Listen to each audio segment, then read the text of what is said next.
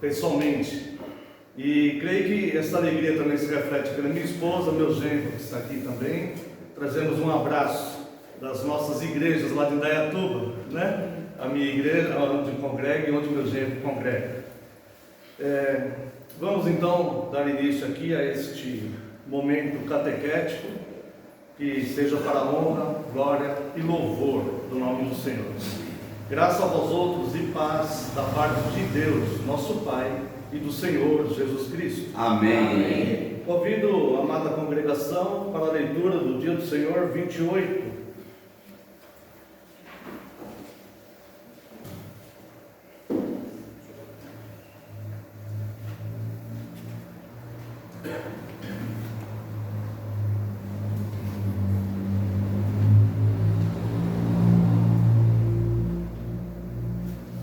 Os irmãos ouviram nos últimos dias do Senhor acerca dos sacramentos do Santo Batismo, e hoje estaremos estudando, analisando acerca do dia do Senhor 28, que vai abordar o sacramento da Santa Ceia.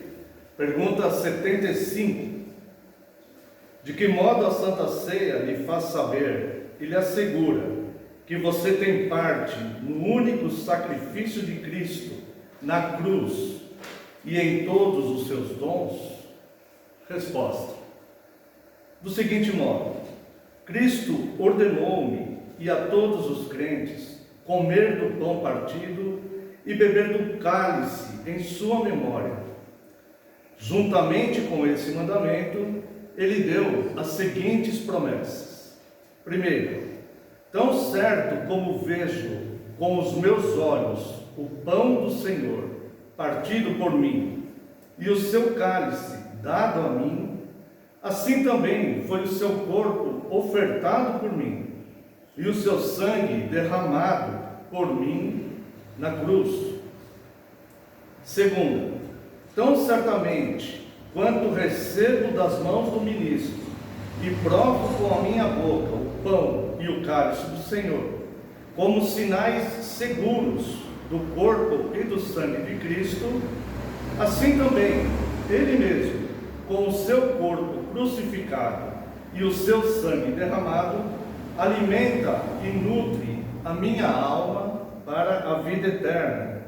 Então vemos, irmãos, que essa pergunta 75 fala do pão, do vinho e das promessas que Cristo mandou fazer, como nós vemos em 1 Coríntios capítulo 11, versos 23 a 26, onde o apóstolo Paulo diz que recebeu do próprio Senhor e assim nos entregou, que nós devemos partir o pão, e este pão representa o corpo de Cristo, e beber do vinho, que representa o seu sangue.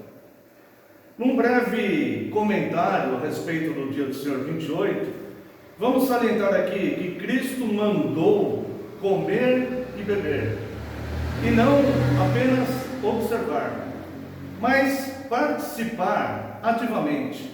Por isso eu tomo o pão da mão do presbítero, ou do ministro, e o recebo com a minha boca.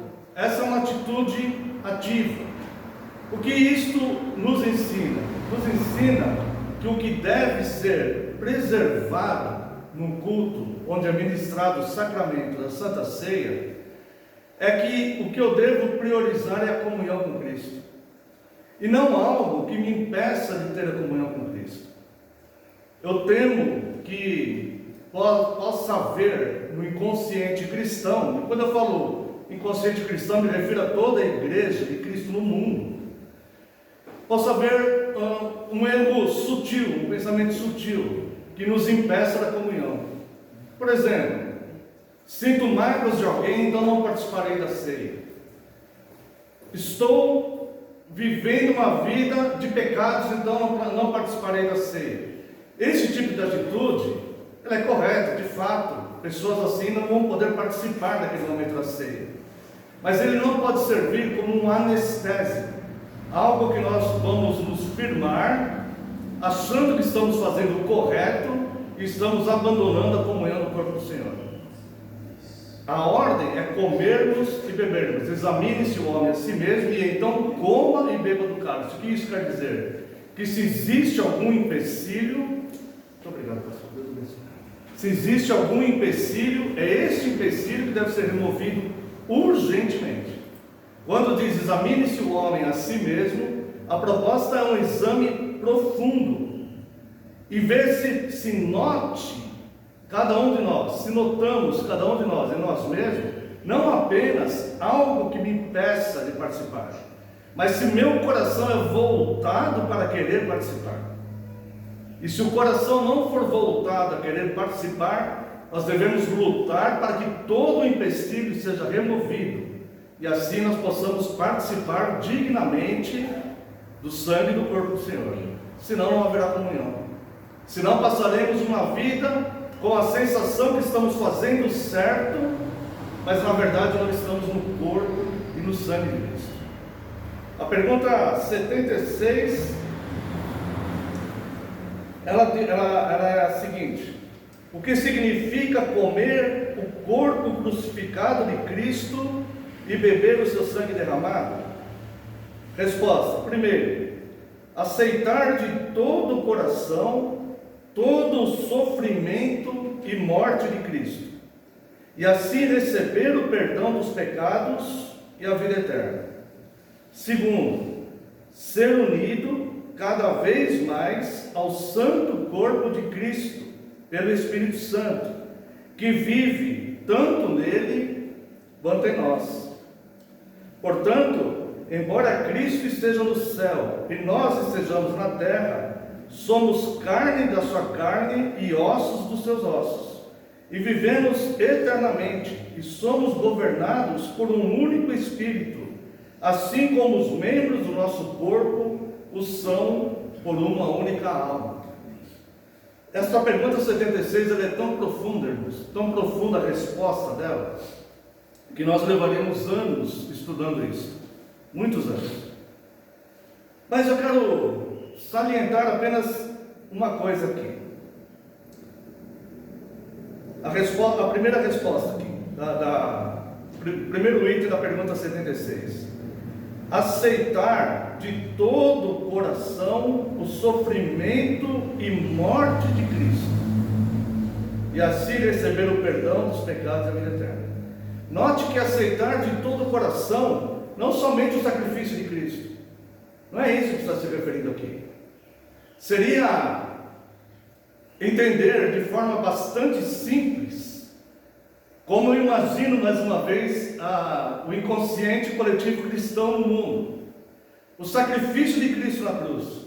Não, eu aceito o sacrifício de Cristo na cruz. Cristo foi crucificado pelos meus pecados. Sim, está correto. Mas a missão de Cristo não foi somente o que foi concluído na cruz, mas sim o seu sofrimento. Numa visão simplista, poderíamos pensar: bom, foi misericórdia e amor de Deus enviar seu Filho. Ele poderia ter tido uma vida boa e no final da vida ser crucificado, que ainda assim seríamos salvos por esse sacrifício. Mas ele teve uma vida de sofrimentos, homem de dores, que sabe o que é padecer. Foi rejeitado até mesmo no seu nascimento. As pousadas rejeitavam receber Cristo.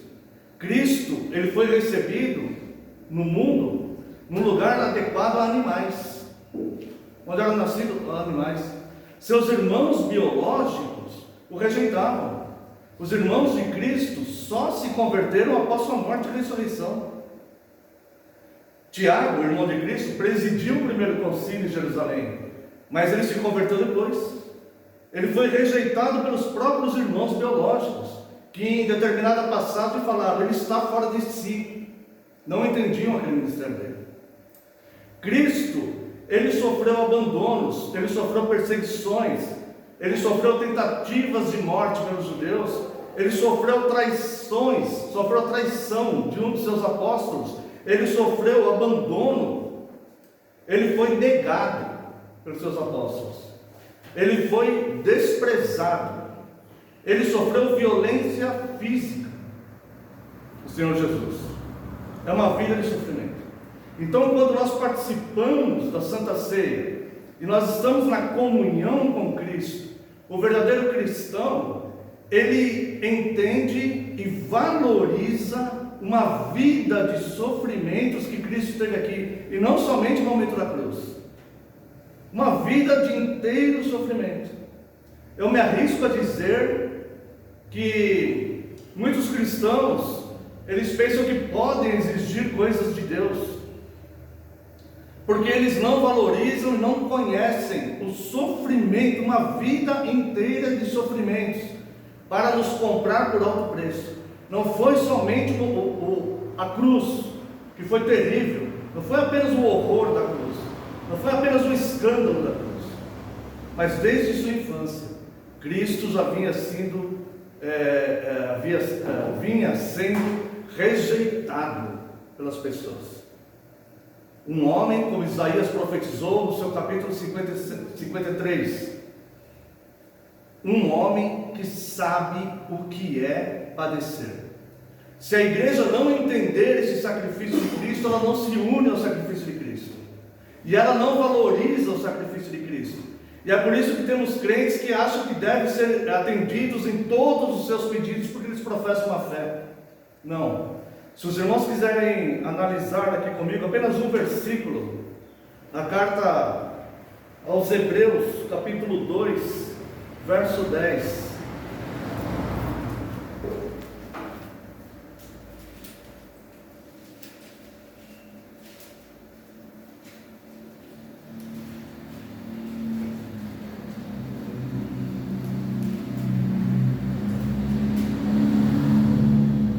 Porque convinha que aquele por cuja causa e por quem todas as coisas existem, conduzindo muitos filhos à glória, aperfeiçoasse por meio de sofrimentos, no plural, por meio de sofrimentos, o autor, com letra maiúscula, da salvação deles.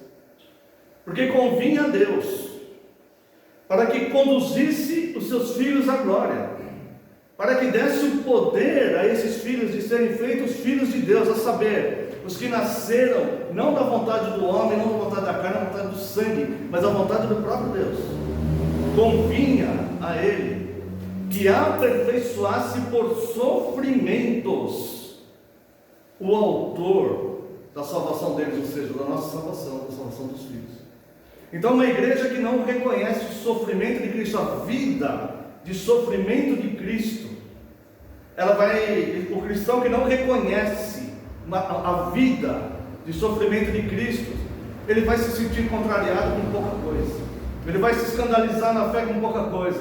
Quando a vida aparece com as suas adversidades, ele vai se escandalizar na fé, mas eu sirvo a Deus, porque está acontecendo isso comigo? Olhe para a vida do autor da sua salvação e veja o quanto ele sofreu. E isto, ele se deu para todo esse sofrimento voluntariamente, para que você tivesse amparo na breve e momentânea tribulação que vivemos, segundo as Escrituras. Chamam assim, breve e momentânea tribulação que passamos durante a vida, e nos está proposto uma vida de felicidade intensa e de paz que excede todo entendimento. E por fim, a pergunta 77.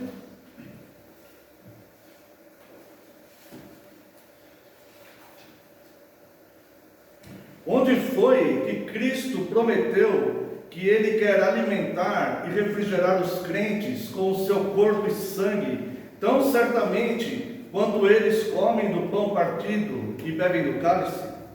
Resposta: na instituição da ceia do Senhor. O Senhor Jesus, na noite em que foi traído, tomou o pão e, tendo dado graças, o partiu e disse: isto é o meu corpo que é dado por vós, fazei isto em memória de mim. Veja que é imperativo e é uma atitude: fazei isto em memória de mim. Por semelhante modo, depois de haver ceado, tomou também o cálice, dizendo: este cálice é a nova aliança no meu sangue. Fazei isto todas as vezes que o beberdes, em memória de mim. porque todas as vezes que comerdes este pão e beberdes o cálice, anunciais a morte do Senhor até que Ele venha. Esse é o testemunho das Escrituras, em 1 Coríntios capítulo 11, 23 a 26. O apóstolo Paulo já havia se referido a essa promessa quando disse: porventura o cálice da bênção que abençoamos não é a comunhão do sangue de Cristo? O pão que partimos não é a comunhão de Cristo? Porque nós, embora muitos, somos unicamente um pão, um só corpo, porque todos participamos do único pão. 1 Coríntios 10, 16 a 17. Então, a pergunta 75 fala das promessas, a resposta 76 fala do conteúdo dessas promessas, e a 77 fala onde está essa promessa. Então, Paulo já tinha dito que nós somos pão ao participarmos do corpo de Cristo. Realidade espiritual: o Espírito nos une a Cristo e devemos ser governados por Cristo. Cristo manda que seus fiéis recebam o cálice. Isto é muito importante nós analisarmos, falando rapidamente, 1 Coríntios 11, 25 e 26. Porque nós sabemos da nossa origem de reformados, que a igreja reformada ela corrigiu os desvios romanistas. E os romanos, eles negam o sangue, eles negam o vinho para os fiéis, somente os sacerdotes. E nós protestamos isso, nós protestamos contra isso, porque aquele que não beber do sangue não tem parte com Cristo. Esse é o ensino do próprio Cristo. Então, nós vemos que Paulo fala sobre beber do cálice, contrário à prática da igreja romanista, onde somente o sacerdote bebe o vinho. Os reformadores e as igrejas da reforma voltaram ao ensino de Cristo. Na Santa Ceia há dois elementos, não apenas um: pão, que representa o corpo de Cristo, e vinho, que representa o sangue de Cristo. E estes são para todos os fiéis. E o que 1 Coríntios 10, 16 e 17 ensina sobre a igreja? Essa parte da Bíblia liga, nós já lemos aqui no Catecismo, né? Essa passagem. Essa parte da Bíblia liga a Santa Ceia à união dos crentes em Cristo. Mesmo sendo muitos, todos comemos do mesmo pão, que é um só. E por isso somos um corpo. Nenhum de nós celebra a Santa Ceia sozinho. Celebramos a Santa Ceia com os irmãos. A Santa Ceia é uma prova e expressão da comunhão dos santos baseadas em Cristo. Quando o Senhor Deus criou a mulher e pegou parte do Adão para fazer Eva, Adão, quando recobrou-se do sono que Deus lhe impôs, ele disse: ela é osso dos meus ossos e carne da minha carne. Assim a igreja é ossos dos ossos de Cristo e carne da carne de Cristo. Por isso é necessário o cristão verdadeiro comungar e participar da Santa Ceia do Senhor. Eu ainda não comecei o sermão, eu vou começar em breve, mas eu quero convidar a Santa e Amada Igreja de Cristo para uma breve oração. Oremos mesmo assentados. Pai excelso e santo, glorificado seja o teu nome. Pedimos mais uma vez perdão pelas nossas falhas e pecados. E neste momento, Senhor, nós necessitamos do teu auxílio. Nós necessitamos, Deus, que teu Santo Espírito venha nos iluminar para entendermos a tua palavra já revelada. Sim. Eu, como um homem, Deus, eu não tenho esse poder, e de mim mesmo nada posso dizer aos meus irmãos que aqui estão, mas o Senhor tem todo o poder. Amém. Por isso, Deus, eu rogo a Ti, eu clamo a Ti, Senhor, que neste momento eu diminua e só prevaleça a Tua palavra, Senhor, porque a Tua palavra é a verdade. No nome santo e poderoso de Jesus Cristo é que oramos agradecidos. Amém. Amém. Quero convidar os irmãos para a leitura do Evangelho de João, capítulo 2.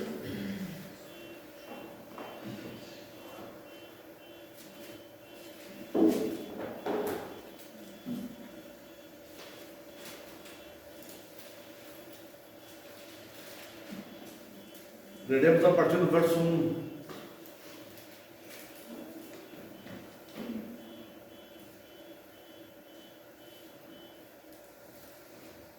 Três dias depois, João 2, a partir do verso 1. 3 dias depois, houve um casamento em Caná da Galileia, achando-se ali a mãe de Jesus. Jesus também foi convidado com os seus discípulos para o casamento.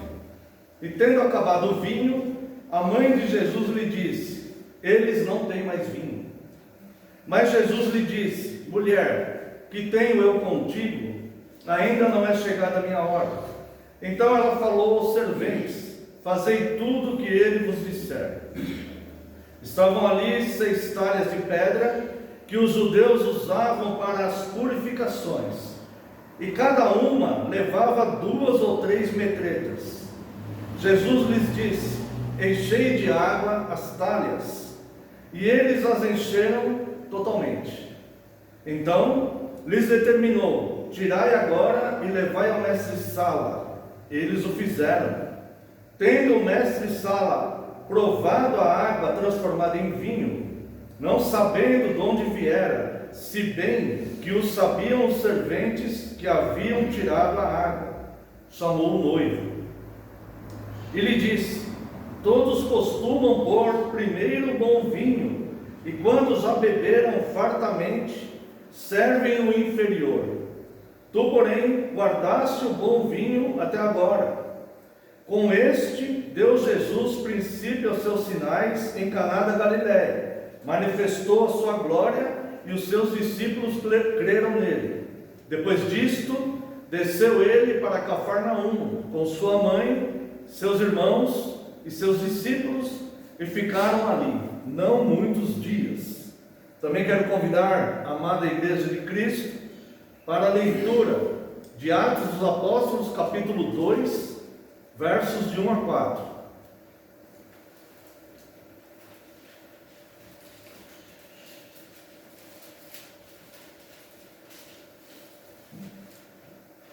Ao cumprir-se o dia de Pentecostes, estavam reunidos no mesmo lugar. De repente veio do céu um som como de um vento impetuoso, e encheu toda a casa onde estavam assentados. E apareceram distribuídas entre eles línguas como de fogo, e pousou uma sobre cada um deles. Todos ficaram cheios do Espírito Santo e passaram a falar em outras línguas, segundo o Espírito lhes concedia que falassem. E quero ainda convidar os amados irmãos para a leitura de Mateus capítulo 3, onde leremos os versos 11 e 12.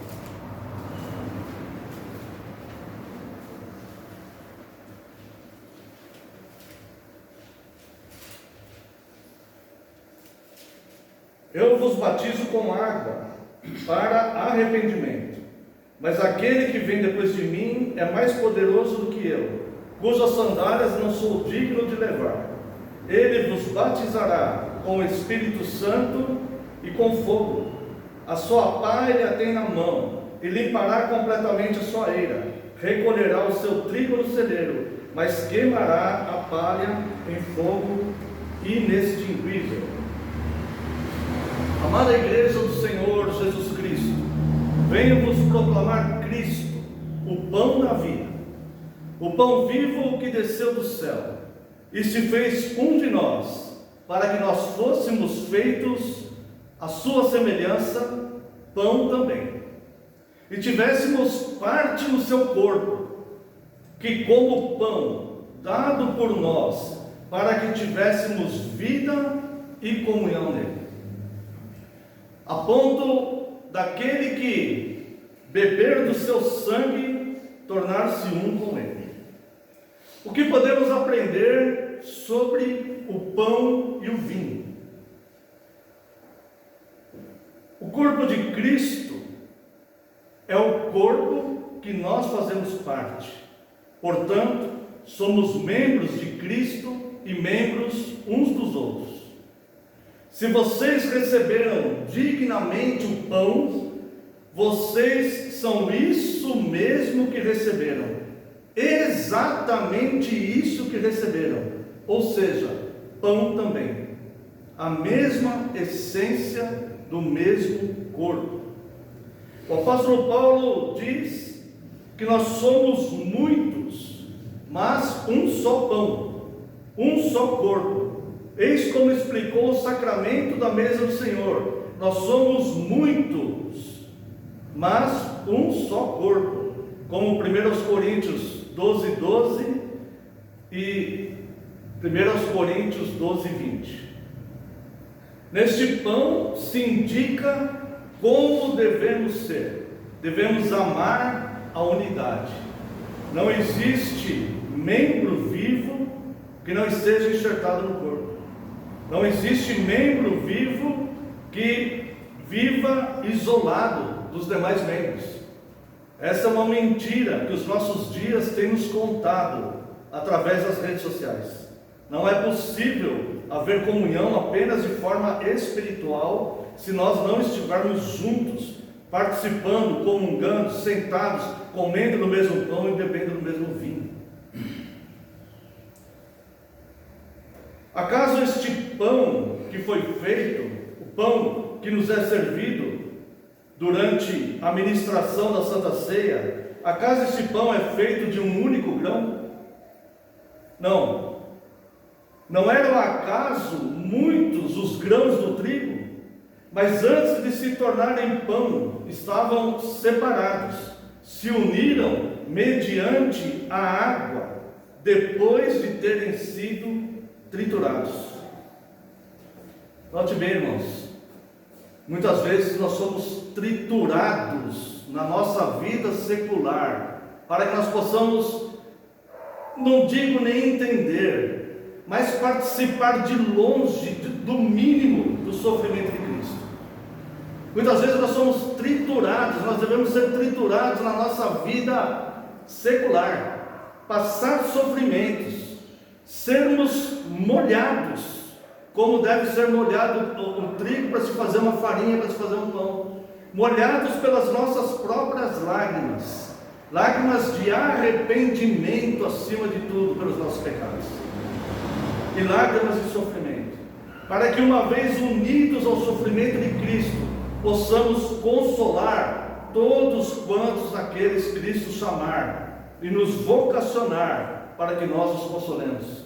Então o trigo, que não é apenas um único grão, mas vários grãos unidos, somos triturados juntos e choramos juntos nessa caminhada.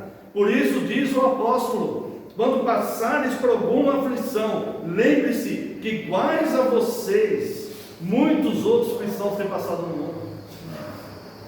Olhe para os países que estão sendo perseguidos violentamente, a igreja. Olhe para os países onde igrejas estão sendo queimadas. Olhe para os países onde não existe uma perseguição brutal física, mas existe uma perseguição intelectual, onde o cristão não pode mais criar os seus filhos segundo os valores das Sagradas Escrituras, porque a sociedade os rejeita. E lembre-se do sofrimento de Cristo: se o trigo não for moído e molhado, ele não será pão, ele não fará parte do corpo de Cristo. Por isso é necessário, na nossa época, eu diria mais do que nunca, que a igreja entenda o sofrimento de Cristo, e que a igreja valorize o sofrimento de Cristo, para que a igreja entenda quem ela é nesse contexto: a noiva de Cristo, osso dos ossos de Cristo, carne da carne de Cristo, como foi Eva referente a Adão. Neste pão se indica como deve amar a unidade. Neste pão nós fomos moídos e amassados com água. Se não for assim, o trigo nunca poderá tornar-se pão. Cada lágrima que você derrama na sua caminhada vai forjando você no que você de fato é: pão, o corpo de Cristo, o mesmo corpo simbolizado na ministração da Santa Ceia do Senhor. Você faz parte dele, você não pode viver longe dele.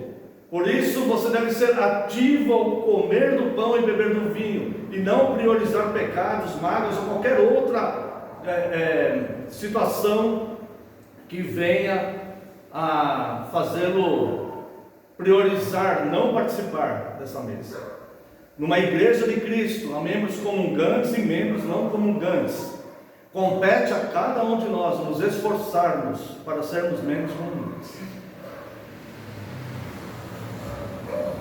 Por isso, nós devemos valorizar a nossa unidade, mas não só valorizar, entender, chorar com os que choram e se alegrar com os que se alegram. Esta é a ordem para a vida do cristão. Se nós soubermos como valorizar a nossa unidade, nós seremos trigo, nós seremos grãos de trigo, como os nossos irmãos. E no sofrimento de cada um, nas lágrimas derramadas, nós seremos unidade no corpo de Cristo. Sabemos que o Senhor Jesus ensina que um inimigo semeou o joio no meio do trigo. Quando alguém pergunta: Senhor, não foi boa semente que plantaste? Aquele senhor do campo, ele diz: sim, mas o inimigo veio e semeou o joio junto. Então, ao longo da história da igreja, durante os anos, são mais de 2000 anos de história da igreja de Cristo, não foi possível tirar os hipócritas do meio. Os hipócritas conviveram com a igreja de Cristo, convivem e conviverão, mas o trigo continua sendo trigo, apesar do joio. Eis o processo do corpo verdadeiro de Cristo. Nasce da boa semente, segundo o testemunho das Escrituras na parábola do semeador. Mateus 3:24. A boa semente é a santa palavra. Une-se a outros grãos que nasceram da mesma boa semente e se tornam membros uns dos outros, conforme o testemunho das Escrituras em 1 Coríntios capítulo 12, verso 27. Unidos pela água do batismo, que é a morte de Cristo. Essa é a lágrima, representada no sofrimento de Cristo que levou à morte, e que nos serve hoje como selo da nossa entrada no corpo de Cristo, que é o batismo, conforme 1 Coríntios capítulo 12, verso 13. Mas para que o grão venha cumprir a sua função, que é alimentar, nós somos a igreja é que alimenta o mundo com a mensagem do Evangelho. Mas para que o grão venha cumprir a sua função, que é alimentar, ele precisa se tornar pão. E para isso é necessário um outro elemento, não somente ser triturado e ser molhado pela água, mas é necessário passar pelo fogo, a saber, o fogo que há de vir pelo Espírito Santo, na vida, na conversão de cada um de nós. E como ele virá? Mostrando-se em labaredas de fogo. Quero novamente chamar os irmãos, convidá-los para Atos 2, leremos agora apenas o verso 3. E apareceram distribuídas entre eles línguas como de fogo, e pousou uma sobre cada um deles. Este fogo, irmãos, é o fogo purificador, em forma de língua, para purificar a mensagem da igreja. A mensagem agora da igreja não é falar a mesma linguagem que esses apóstolos falavam antes. Bastante interessante no episódio, quando Pedro nega Cristo, por 3 vezes ele fica cometendo as perguntas: você é um deles? Ele fala: não sou. Alguém fala: você é um deles porque você fala como eles. E Pedro então começa a usar outro tipo de linguagem para fingir que não é. Sabe o que significa isso? Que a linguagem de Pedro, quando teve contato com Cristo, foi modificada. Pedro falava como alguém que andava com Cristo. Quando negou, foi reconhecido, mesmo negando, ele foi reconhecido como alguém que falava como Cristo. E por medo, então ele começa a falar como ele falava antigamente, a mesma linguagem da sociedade. Irmãos, a igreja não tem a mesma linguagem da sociedade. A igreja não tem a mesma mensagem da sociedade. A igreja não é igual à sociedade. Nós somos o corpo de Cristo.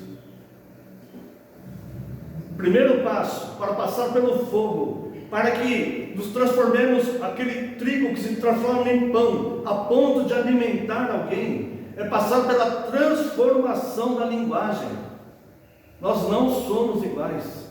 Nós viemos te oferecer algo muito mais elevado. Nós viemos te oferecer uma vida santa com Cristo. Nós não somos iguais a eles, não somos. Nós somos tirados do meio deles. Cristo veio e nos transportou do império das trevas para o reino da sua maravilhosa luz. Como podemos negar isso? Fazendo como Pedro, mudando a nossa linguagem, forçando a nossa linguagem para parecer com aqueles que perecerão?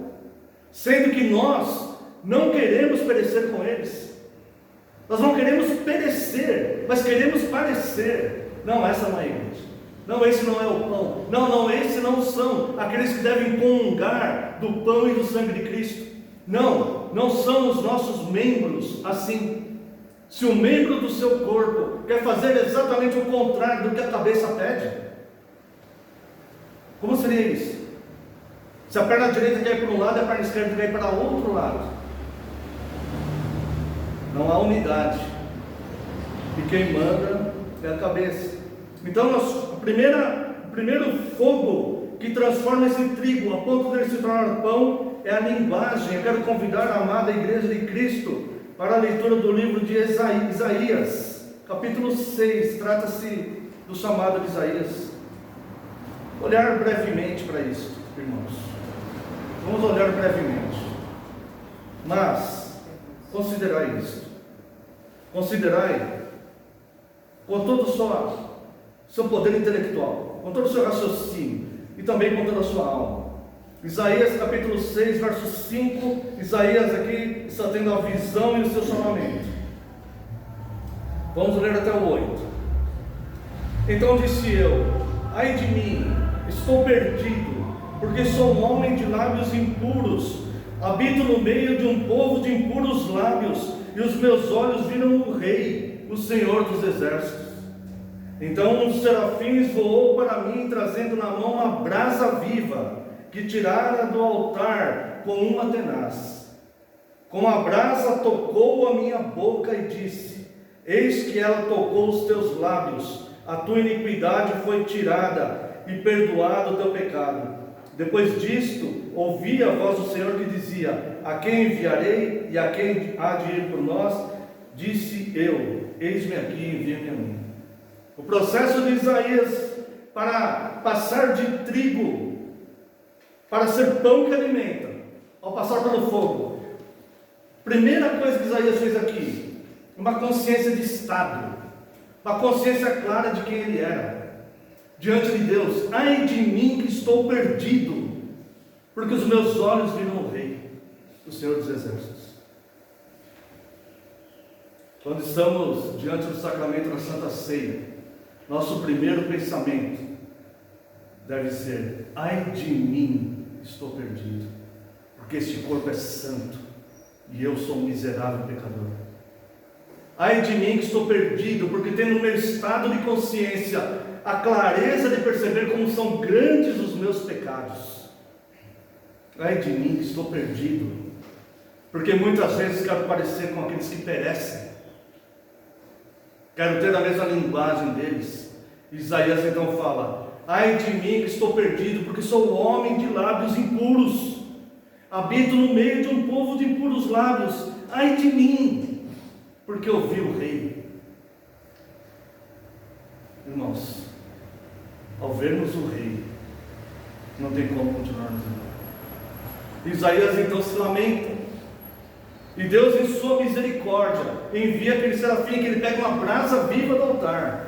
E esta brasa viva, não vão fazer igual, né? Mas imagine só num dia de churrasco, você pegar uma brasa daquele churrasco e colocar nos lábios. Doloroso, não é necessário. E este fogo então purificador purifica a linguagem. E depois que a sua linguagem é purificada, você era um homem de lábios impuros. Era. Você continua habitando no meio de um povo de impuros lábios, mas agora a sua iniquidade foi tirada. E só depois disto, só depois disto, observe o verso 8, só depois disto, veja bem, depois disto, ouvi a voz do Senhor que dizia: a quem enviarei, quem há de ir por mim? Disse eu: envia-me, eis-me aqui, envia-me a mim. Só depois dessa purificação, só depois dessa consciência, só depois do arrependimento.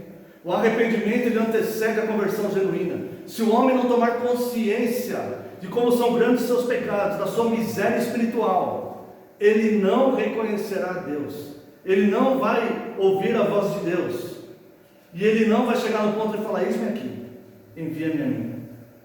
Quero estar junto com os meus irmãos, no meu corpo, pois o Cristo é cabeça. Eu sou osso desses ossos, sou carne dessa carne, sou sangue desse sangue. Eu sou exatamente isso que estou participando da ceia. Eu sou pão, eu sou o corpo de Cristo. Somente o fogo purificador de Deus pode fazer isso. E só após isso, os olhos dos ouvidos serão abertos e eu vou perceber a minha miséria espiritual. Irmãos, o catecismo ele é dividido em 3 partes. Na verdade 4, porque tem o dia do Senhor 1, que é um prólogo. Depois vai nos apresentar como são grandes nossos pecados e grande a nossa miséria espiritual. Depois vai nos apresentar Cristo e a nossa salvação. É exemplo da carta aos Romanos isso. E depois vai nos mostrar a nossa resposta. A nossa resposta é gratidão, é somente a gratidão. Primeiro nós vamos ter contato com o que é consolo no prólogo. Nosso único consolo na vida e na morte é saber que não pertencemos a nós mesmos. Nós pertencemos a Cristo, portanto, tudo que aconteça é Cristo que está governando. Depois nós vamos ter contato a ponto de termos uma consciência clara de quem somos de fato, miseráveis pecadores, a nossa miséria espiritual. Depois nós vamos ter contato no catecismo com a paixão de Cristo, com o sacrifício de Cristo, com esse sofrimento todo, uma vida de sofrimentos, por amor a nós.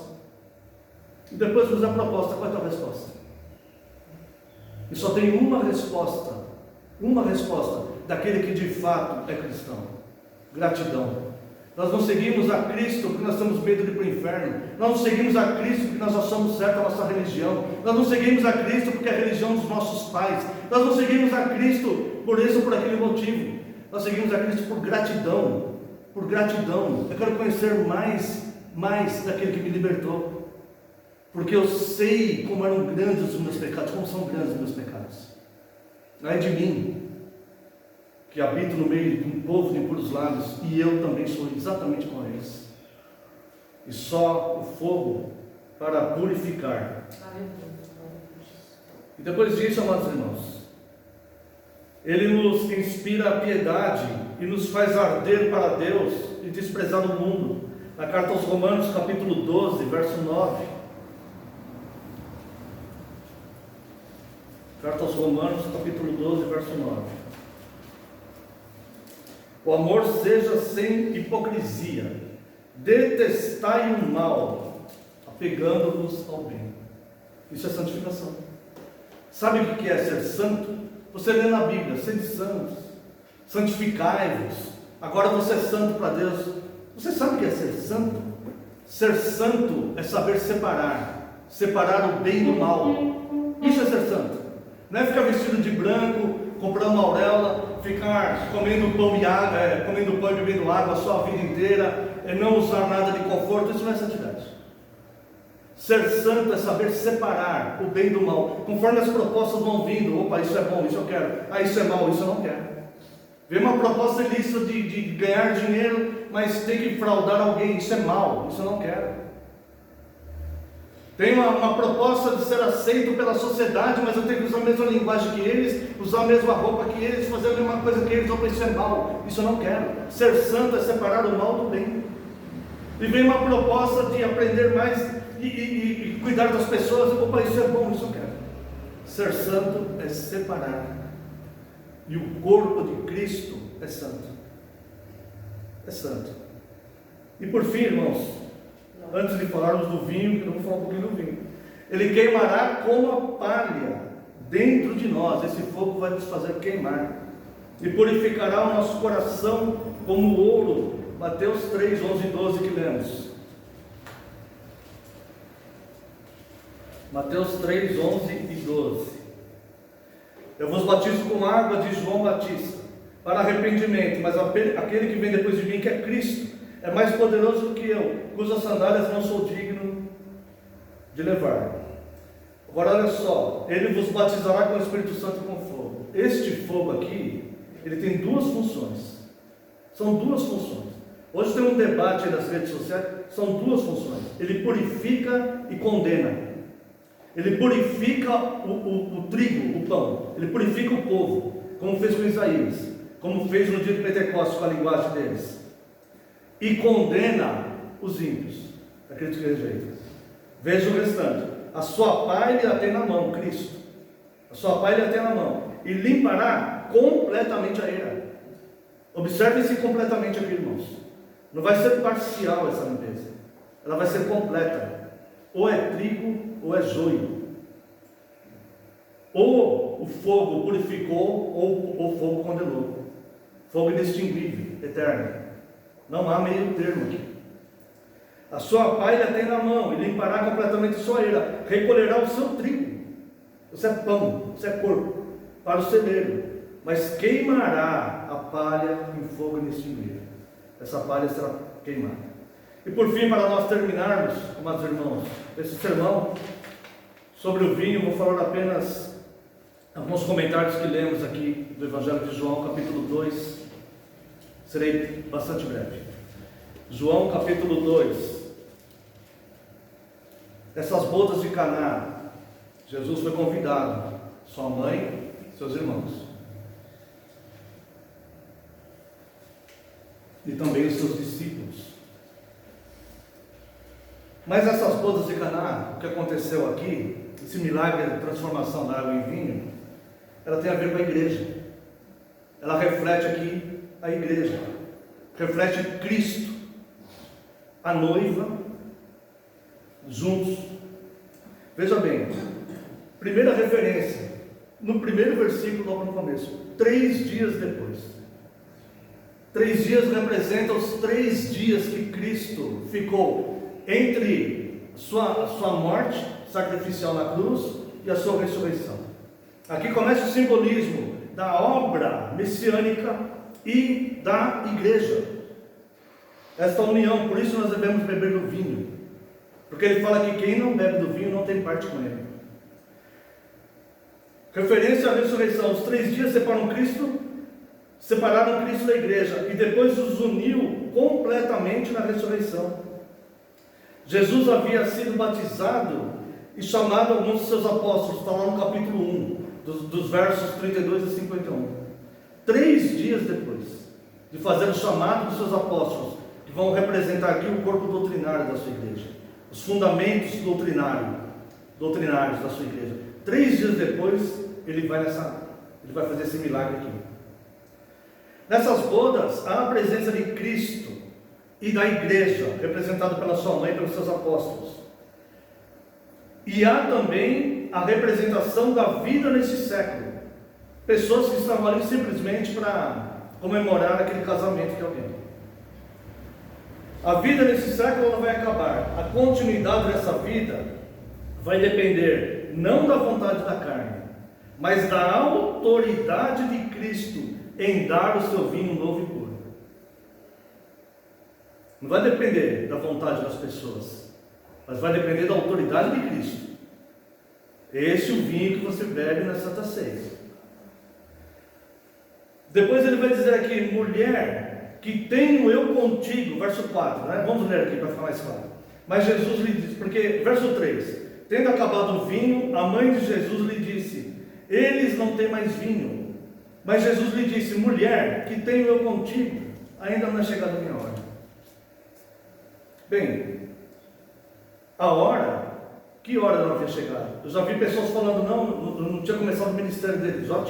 Eles já tinham chamado alguns dos apóstolos já. A hora que não tinha chegado era o sacrifício de Cristo na cruz.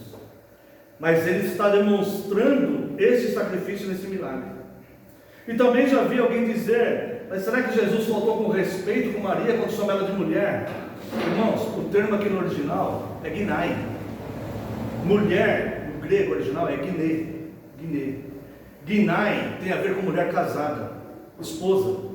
Ele chama Maria de esposa, não esposa dele, mas ele fala mulher casada, algo assim. Ele faz uma referência à esposa. Ele está fazendo uma referência do que Cristo está fazendo e a sua noiva, que é a igreja ali representada por Maria. E depois ele vem aqui, mulher, que tenho eu contigo, ainda não é chegada a minha hora. Então Maria, a esposa, que representa a igreja, ela dá a mensagem para o mundo.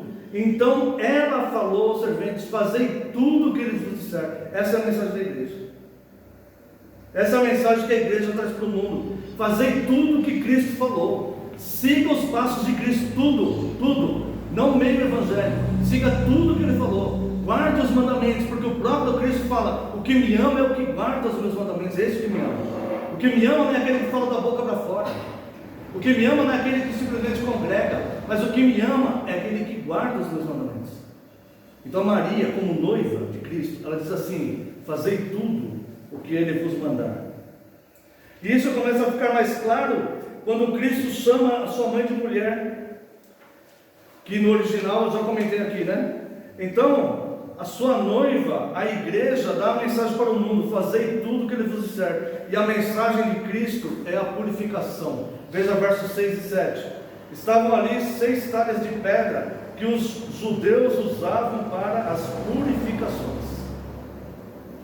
Cada uma levava 2 ou 3 metretas. Cada metreta são 40 litros. Os judeus usavam aquilo para a purificação. Então Cristo, a mensagem de Cristo para o mundo é: purifique-se deste mundo mau. Por isso que o vinho é puro, o sangue é puro derramado. Purifique-se deste mundo mau.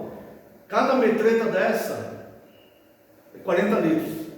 Lembra 40 anos no deserto. Lembra 40 dias no dilúvio, onde a terra foi purificada de toda aquela violência que havia ali.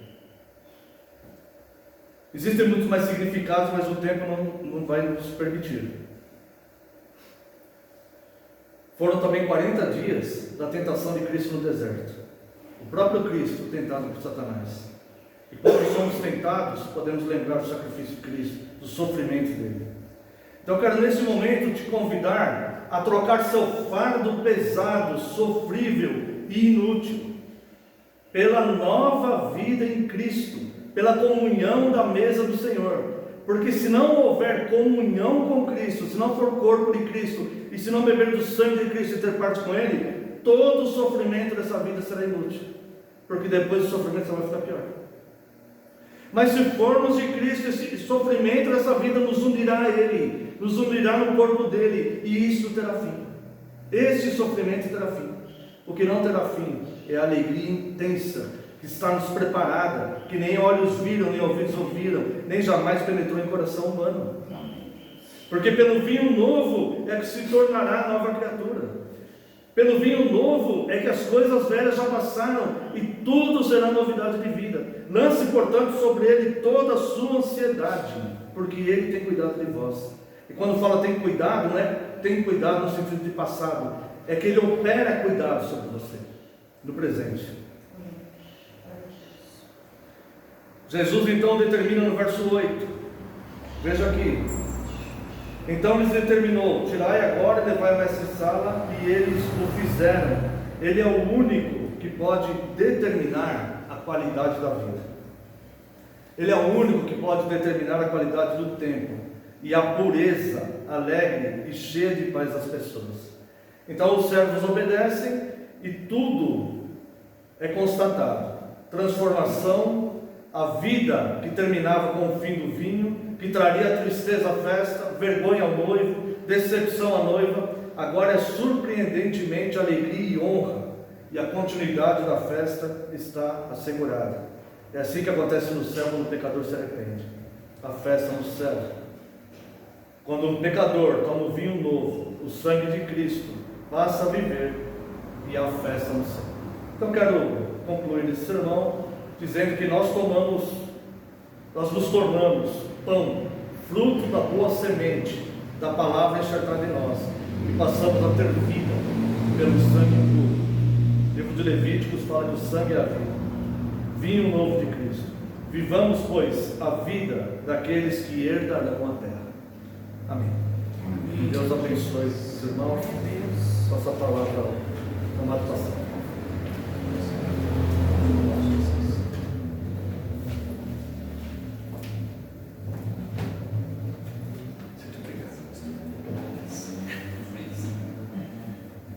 Neste momento, nós, depois dessa mensagem abençoada, nós estaremos louvando ao Senhor agora, para nós estarmos encerrando esse culto catequético nessa manhã. Convido os irmãos para louvar juntamente conosco.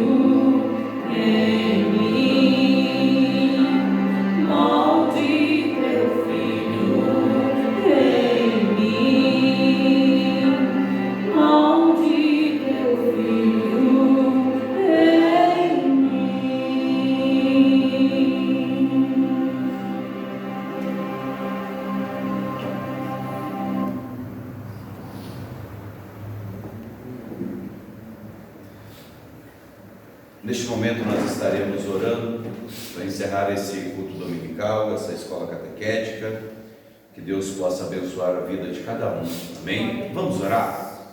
Pai Santo, Pai Bendito, na Tua presença nós nos colocamos, Pai, grato pela comunhão, pela ministração da Tua Palavra, pelo Teu ensinamento, por todas as graças concedidas a nós nesta manhã, pelo nosso espírito alimentado pela Tua Palavra, pela Tua graça derramada, Senhor Jesus. Muitos motivos, Senhor Jesus, temos a agradecer a Ti. Por isso, Senhor Jesus, com coração grato, Te exaltamos nesta manhã, glorificamos e bendizemos o Teu santo e bendito nome. A igreja coloca de pé. O Senhor vos abençoe e vos guarde. O Senhor tenha misericórdia de ti, sobre ti te levanta o rosto e te dê a paz. Que a graça do nosso Senhor e Salvador Jesus Cristo, o amor de Deus Pai e as doces consolações do Deus Espírito Santo seja abundante na vida de cada um, não só hoje, mas para todos sempre. E todos juntos digamos amém. Encerrado o culto nessa manhã. Amém?